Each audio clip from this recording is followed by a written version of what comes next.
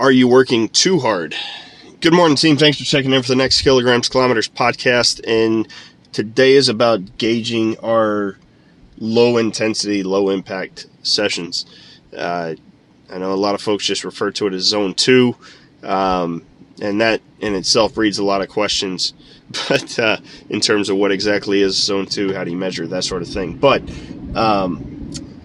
for those that don't, oftentimes I'll just, in terms of, from a programming perspective, just refer to things as low impact, low intensity, or just more recovery based. And so, on those days, obviously you want your heart rate to be lower. You definitely don't want to put more stress on the body, create more pounding or anything else.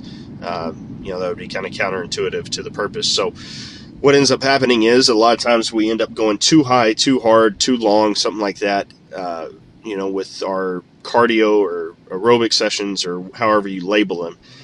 And so, easy thing is, one, be able to hold just a very casual conversation. So you and I would be able to talk like this, or I'd be able to talk like this, and you'd be able to kind of engage without, really trying to gasp for air or hesitate or anything like that.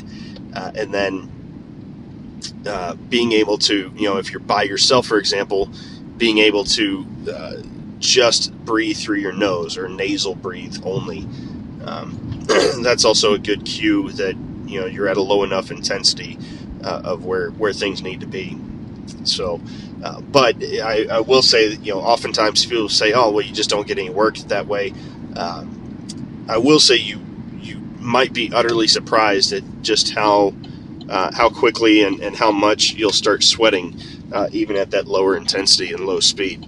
So don't let the idea of low impact drive you to think that it means less work. Again, keep in mind what the focus is and what the objective is in terms of you're doing this to kind of get some blood flowing, right? Get things moving a little bit, but not over stress.